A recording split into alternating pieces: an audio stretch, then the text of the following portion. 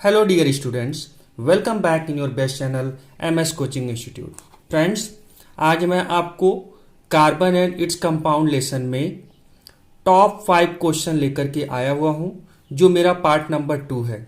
इसके पहले भी मैंने 5 टॉप क्वेश्चन जो था वो प्रोवाइड किया हुआ है पार्ट नंबर 1 में, और ये जितने भी क्वेश्चंस की ये सीरीज मैंने शुरू किए हुए हैं, ये आपके जो बोर्ड एग्जाम 2022 में टर्म 2 का होने वाला है क्लास 10th के लिए, उसमें ये बहुत ही कारगर साबित होगा। ये आप मेरा विश्वास करिए, क्योंकि ये सारे क्वेश्चंस मैं करंट सैंपल पेपर के बेस पर प्रिपेयर कर रहा हूं, और विथ आंसर मैं आपको ये कॉन्सेप्ट को पूरा क्लियर करवाते जा रहा हूं। और आप क्वेश्चंस को देखिए, आपको वाकई में लगेगा कि हाँ, इस तरह के क्वेश्चन बोर्ड में पूछे जाते हैं। तो आइए शुरू करते हैं। सबसे पहला क्वेश्चन पूछा हुआ है, a non metal X exist in 2 forms Y and Z. कोई एक नॉन मेटल एलिमेंट है और वो 2 फॉर्म में एग्जिस्ट करता है, that is Y and Z. Y is a good conductor of electricity. ठीक है, गुड कंडक्टर मतलब बोल देगा तो आप समझ जाएगा, गुड कंडक्टर मतलब इलेक्ट्रिसिटी की बात कर रहा है। And Z is a bad conductor of electricity. Identify X and Y and distinguish between y and z in the terms of their physical properties। Answer को कम समय में एक्सप्लेन करने के लिए मैंने ऑलरेडी फॉर्मेट तैयार किया हुआ है। देखिए, यहां पर सबसे पहला चीज कि कोई नॉन मेटल एक्स है और वो 2 फॉर्म में पाया जाता है, y and z। y electricity का गुड कंडक्टर है और z इलेक्ट्रिसिटी का बैड कंडक्टर है। अगर आपने कार्बन एंड कंपाउंड लेसन को अच्छे से पढ़ा हुआ है तो आपको तुरंत अंदाजा लग चुका होगा कि ये नॉन मेटल जो एक्स है ये कौन होगा। डेफिनेटली दोस्तों, आंसर शायद आपको पता चल चुका होगा कि ये नॉन मेटल कार्बन है।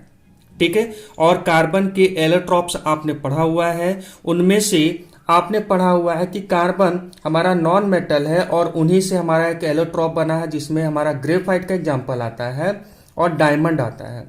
ग्रेफाइट आपने पढ़ा हुआ है कि नॉन मेटल होते हुए भी ये इलेक्ट्रिसिटी का गुड कंडक्टर है। तो इसका मतलब वाई क्या हो गया हमारा, ये हमारा ग्रेफाइट हो गया, और जेड क्या हो जाएगा, डायमंड हो जाएगा। तो इसको आंसर कैसे लिखेंगे, अ नॉन मेटल एक्स इज, आप यहां पर आगे क्या लिख देंगे, कार्बन। वो नॉन मेटल कौन है, कार्बन है। और ये it find in the 2 forms Y and Z. तो y हम लोगों ने पढ़ा है कि y क्या है, ये एक अच्छा कंडक्टर ऑफ इलेक्ट्रिसिटी है। ठीक है, y मतलब अब यहां पर आप ग्रेफाइट ऐड कर दीजिए, मतलब y को बोल रहा है कि एक अच्छा कंडक्टर है, इसका मतलब ये क्या हो जाएगा, हमारा ग्रेफाइट हो जाएगा। तो y एंड z क्या है, तो y हमारा है, y है हमारा ग्रेफाइट। ठीक है, और z क्या है, तो z की जगह पर आप इंडिकेट कर दीजिए, z क्या है हमारा, डायमंड है। ठीक है दोस्तों, अब ये कौन अच्छा कंडक्टर होता है जस्ट अभी मैंने बता दिया है। तो आप लिखेंगे graphite is a good conductor of electricity while diamond is a bad conductor of electricity. ठीक है दोस्तों, तो ये हो गया। आगे बोल रहा है कि y एंड z का property, y and z in terms of their physical properties, इनके बेस पर आप इनको डिफरेंशिएट करिए, डिस्ट्रीब्यूट करिए। तो आइए देखते हैं। अब आप बड़े आराम से इसे समझ चुके होंगे कि प्रॉपर्टीज की अगर हम बात करें तो डायमंड और ग्रेफाइट के बीच का बताना है। तो आप पहला प्रॉपर्टीज इसमें क्या लिख सकते हैं, फिजिकल प्रॉपर्टीज के बेस पर। डायमंड आप जानते हैं कि बोला जाता है सबसे हार्डेस्ट सब्सटेंस में से एक है। तो डायमंड पहला प्रॉपर्टी फिजिकल बेसिस पर, diamond is very hard, while, जबकि क्योंकि हमको कंपैरेटिव स्टडी करते हुए प्रॉपर्टीज बताना है, तो वाइल ग्रेफाइट इज सॉफ्ट। ठीक है, फर्स्ट प्रॉपर्टी हो गया। सेकंड, आपसे 2 पूछा हुआ है तो 2 प्रॉपर्टी में सेकंड आप लिख सकते हैं। अभी अभी जस्ट आपने देखा ही है, डायमंड क्या होता है, बैड कंडक्टर ऑफ इलेक्ट्रिसिटी होता है, जबकि ग्रेफाइट एक अच्छा कंडक्टर ऑफ इलेक्ट्रिसिटी होता है। तो सेकेंड आंसर आप लिख सकते हैं, मतलब second property, diamond is bad conductor of electricity while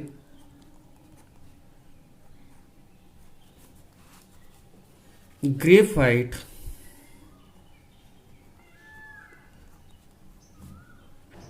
is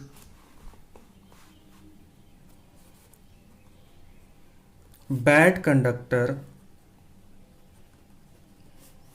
of electricity. इस तरह से आपका ये आंसर हो जाएगा। ठीक है दोस्तों, सेकेंड क्वेश्चन पूछा हुआ है, classify the following carbon compound into 2 homologous series and name them. तो अब आप यहां पर देखिए कि पहले ये जो सीरीज आपको दिया हुआ है इसमें क्या क्या मिक्स करके दिया हुआ है, इसमें से 2 होमोलॉगस सीरीज है, उनको क्लासिफाइड करना है। अब यहां पर ध्यान से देखिए C3H4, अगर आपने मेरे लेक्चर्स को देखा होगा तो मैंने आपको बताया है कि कार्बन जितना होता है उसका 2 टाइम्स करिए। तो कार्बन का 2 टाइम्स करेंगे तो 3 2 जा 6 होता है, और उसमें से 2 माइनस कर दीजिए तो क्या बचा H4। मतलब ये कहीं ना कहीं आपको एल्काइंस के बारे में बता रहा है, जिसका फॉर्मूला मैंने आपको बताया हुआ CnH2n-2। अच्छा, इसको देखते हैं। C3H6 मतलब कार्बन जितना है उसके 2 टाइम्स हाइड्रोजन है, और ये आपको ऑलरेडी मैंने बताया हुआ है कि एल्कीन्स होता है जिसका फार्मूला होता है CnH2n। इसका मतलब कहीं ना कहीं इसमें, इसको जरा देखिए, C4 अगेन देखिए एल्काइन का पैटर्न दिख रहा है, यहाँ पे देखिए एल्कीन का पैटर्न दिख रहा है, ये एल्काइन का पैटर्न और ये एल्कीन का। इसका मतलब कहीं ना कहीं यहाँ एल्कीन और एल्काइन 2 कैटेगरी में हमें इन्हें डिवाइड करना होगा, और फिर इनके एल्कीन और एल्काइन की होमोलॉगस कैटेगरीज को सेपरेट करके नाम लिखना होगा। तो सबसे पहले काम करते हैं, एल्कीन का क्लासिफिकेशन कर देते हैं। इसमें से हम पहले एल्कीन के बारे में लिख लेते हैं। तो आंसर कैसे लिखेंगे, आप पहले लिखेंगे एल्कीन्स। एल्कीन्स का फॉर्मूला लिख दीजिए CnH2n। मैंने बताया था एल्कीन को समझने के लिए तो फॉर्मूला है, बट आपको लिखना हो तो सिंपल सा कॉन्सेप्ट है, कार्बन जितना होगा उसका 2 टाइम्स हाइड्रोजन कर दीजिएगा। अब चलिए इसमें से फिल्टर करते हैं, कौन ऐसा है जिसमें कार्बन का 2 टाइम्स हाइड्रोजन है। ये तो है नहीं। C3 3 कार्बन और 3 2 जा 6 हाइड्रोजन है, मतलब पहला आपको मिल गया C3H6 है। ये देखिए C4H8 नहीं है, मतलब ये नहीं होगा, ये है, लेकिन देखिए C4H8, तो आप यहां पे लिख दीजिए C4H8। इसके बाद C5H8 नहीं, 5 2 जा नहीं है, यहां देखिए 5 2 जा 10 हाइड्रोजन हो गया, इसका मतलब C5H10। ये 3 लोग हो गए। ठीक है, इनका नेमिंग करना था आपको, तो नेमिंग आप करेंगे तो एल्कीन्स है, तो जितने कार्बन होते हैं उसके हिसाब से मेथ एथ प्रोप ब्यूट आपको मैंने पढ़ाया हुआ है, और लास्ट में सफिक्स इन ऐड कर देते हैं। तो 3 कार्बन है, 3 कार्बन के लिए आप लगाते हैं प्रोप, और लास्ट में सफिक्स क्या लगा देते हैं, इन, तो इसका नेमिंग हो गया प्रोपीन। ऐसे ये 4 कार्बन है तो 4 के लिए होता है ब्यूट, और इन ऐड कर दीजिए तो हो जाएगा ब्यूटीन। 5 के लिए पेंट, और इन सफिक्स ऐड कर दीजिए, पेंटीन हो गया। इन द सेम वे आप अब देखिए कौन कौन सा बचा हुआ है और वो किस कैटेगरी में आ रहा है। तो ऑलरेडी मैंने आपको समझाया हुआ है, मैं यहीं पर आपको लिख करके दिखा दे रहा हूं। देखिए यहां पर आप बी करके ऐसे आंसर लिखें, और यहां पर देखिए C3H4 कार्बन जितना है उसके 2 टाइम्स में से 2 कम कर दीजिए तो आपको हाइड्रोजन मिल रहा है, मतलब 3 2 जा 6, 6 में से 2 करेंगे तो 4 होता है, मतलब ये एल्काइन को कहीं ना कहीं इंडिकेट कर रहा है। तो आप लिखेंगे एल्काइंस, और इसका फॉर्मूला भी आप लिख दीजिए CnH2n-2, यही 2 टाइम्स करने के बाद 2 माइनस कर दीजिए। फर्स्ट देखिए हमारा एल्काइन का हो गया, जो बचा हुआ है अब वो एल्काइन का हो जाएगा, तो C3H4। नेक्स्ट ये तो हो गया हमारा C4H6, 4 2 जा 8 होता है, 8 में से 2 माइनस करेंगे 6 होगा। इसका मतलब ये हमारा एल्काइन है C4H6। और यहां पर देखिए ये तो हो चुका है, C5H8 है, मतलब 5 2 जा 10 होता है, लेकिन उसमें से 2 माइनस करेंगे तो 8 होगा, मतलब C5H8 ये हमारा एल्काइन में आ चुका है। ठीक है, ये हमारा एक होमोलॉगस सीरीज बन करके तैयार हो गया। अब यहां पर ध्यान से देखिए, इनका नेमिंग करना है। एल्काइंस में YNE लगाते हैं हम लोग लास्ट में। ठीक है, तो यहां पर देखिए 3 कार्बन है, 3 कार्बन के लिए आप क्या लिखते हो, प्रीफिक्स प्रोप, PROP प्रोप, और YNE लगा दीजिए तो नेमिंग हो जाएगा प्रोपाइन। ऐसे ही 4 कार्बन है तो 4 कार्बन के लिए होता है ब्यूट। ठीक है, और यहां पर सब्जेक्ट लगा दीजिए YNE तो ब्यूटाइन हो जाएगा। ऐसे ये 5 है तो हो जाएगा पेंट, और YNE ऐड कर दीजिए तो हो जाएगा पेंटाइन। ठीक है दोस्तों, इस तरह से आपका ये सेकंड का आंसर कंप्लीट हो गया। क्वेश्चन नंबर 3 में पूछा है, give a test that can be used to confirm the presence of carbon in a compound. आप ऐसा कोई टेस्टिंग बताइए जिसमें हम कंफर्म कर सकें कि जो कंपाउंड है उसमें कार्बन प्रेजेंट है। तो दोस्तों इसके लिए मैंने ऑलरेडी आपको आंसर लिखा हुआ है, ताकि आप कम समय में अपने इन क्वेश्चन सीरीज को आराम से समझ सकें और जल्दी जल्दी तैयारी कर सकें। बहुत ही सिंपल सा कॉन्सेप्ट है। सबसे पहले आपको जो कंपाउंड दिया गया है उसे बर्न करिए। अब बर्न करेंगे तो हमेशा in the presence of air, air मतलब in the presence of oxygen उसे बर्न करेंगे, और बर्न करेंगे तो उसमें से गैस निकलेगा। तो वही चीज को मैंने लिखा है, burn compound in air, gas evolve, gas निकलेगा। पास इट, इसे पास कराइए, उस गैस को पास करिए। आपको तो पता नहीं हो कौन सा गैस है, लेकिन इसे पास कराइए किसमें, लाइम वाटर में। लाइम वाटर जो होता है वो कलरलेस होता है। जैसे ही आप लाइम वाटर में इसको पास करवाते हैं, अगर वो लाइम वाटर का कलर मिल्की हो जाता है, जिसे हम दुधिया कलर कहते हैं, मिल्की कलर का, मिल्क के जैसा कलर हो जाता है, तो ये आपको कंफर्मेशन टेस्ट देता है कि आपके कंपाउंड में कार्बन प्रेजेंट है। क्यों? क्योंकि लाइम वाटर में जैसे ही कार्बन डाइऑक्साइड गैस पास होता है तो उसका कलरलेस कंडीशन जो है लाइम वाटर का, वो मिल्की कलर में कन्वर्ट हो जाता है, और कार्बन डाइऑक्साइड में C हो। इससे आपको कंफर्मेशन मिल जाएगा कि वो कंपाउंड हमारा, अगर कलर चेंज हुआ, मिल्की कलर में हुआ लाइम वाटर का, तो समझ जाइए कि वो कंपाउंड हमारा क्या है, कार्बन कंटेनिंग है, अदरवाइज वो नहीं है। ठीक है दोस्तों, इसके बाद क्वेश्चन नंबर हम 4 में आते हैं, और क्वेश्चन नंबर 4 में देखते हैं क्या दिया हुआ है। बोल रहा है, the number of carbon compounds are more than those form by all other elements put together, justify the statement by giving 2 reasons. बोल रहा है कि कार्बन कंपाउंड्स के जो नंबर है, क्वांटिटीज हैं, या कार्बन एलिमेंट जो कंपाउंड बनाते हैं उनकी क्वांटिटी, उनकी संख्याएं जो है बहुत ज्यादा है as compare to other elements. अगर हम देखें तो बोल रहा है ऐसा क्यों है, justify the statement by giving 2 reason. कोई ऐसा 2 रीजन दीजिए जिससे ये क्लियर हो कि हाँ, कार्बन इसी वजह से बहुत सारे कंपाउंड बनाता है as compare to other elements. ऐसा क्यों है? तो इसका आंसर सिंपल सा है, आप पढ़े भी हुए हैं। इसका फर्स्ट आंसर हो जाएगा due to self linking ability of carbon. Carbon की सबसे पहली खासियत होती है कि ये सेल्फ लिंकिंग एबिलिटी रखता है, जिसे हम कैटनेशन बोलते हैं।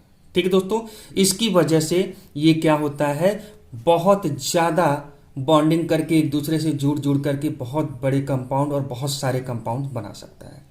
दूसरी खासियत, due to small size of carbon it forms very strong और stable bond with other element. Size में छोटा होने की वजह से कार्बन किसी भी अदर एलिमेंट के साथ जब बॉन्डिंग करता है तो वो बहुत ही स्ट्रांग और बहुत ही स्टेबल कंपाउंड हमारा बनकर के तैयार होता है। ये 2 प्रॉपर्टी की वजह से कार्बन हर एक एलिमेंट के साथ जुड़ जाता है, और इसी वजह से कार्बन के कंपाउंड्स बहुत ज्यादा पाए जाते हैं। अब क्वेश्चन नंबर 5 देखते हैं दोस्तों। What is the name of the next homologue of C5H11COOH। अब यहाँ पर देखिए कि बोल रहा है कि इसका नेक्स्ट होमोलॉग क्या होगा। तो सबसे पहले देखिए आपको गिवन में है C5H11 COOH। COOH जो आपको फंक्शनल ग्रुप दिखाई दे रहा है, आपने अगर पढ़ा होगा लेसन को तो आपको पता होगा कि COOH कार्बोक्सिलिक एसिड को इंडिकेट करता है। ये फंक्शनल ग्रुप COOH जो होता है कार्बोक्सिलिक एसिड को इंडिकेट करता है।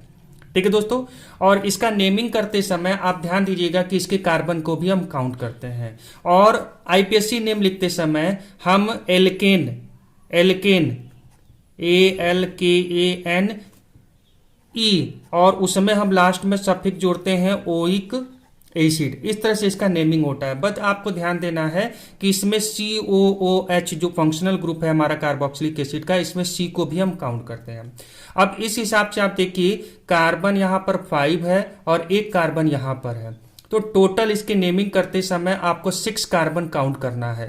ठीक है दोस्तों, तो 6 कार्बन है तो क्या हो जाएगा हेक्सेन HE एल्केन हमारा 6 कार्बन हेक्स और एल्केन ऐड करना था हमारा एल्क एन मतलब हेक्स और एन ANE तो बन गया हेक्सेन और उसमें लास्ट में सफिक्स क्या करना है ओइक एसिड। लेकिन जब कंबाइनिंग नेम लिखते हैं तो ई को हम लोग क्या करते हैं एल्केन में से ई को रिमूव कर देते हैं, तो इसका नेम क्या हो गया हेक्सेनोइक। तो हेक्सेन ई हट गया तो हो गया हेक्सेनोइक एसिड। इसका नाम क्या हो गया हेक्सेनोइक एसिड। ठीक है दोस्तों, अब ये बोल रहा है इसका नेक्स्ट होमोलॉग क्या होगा।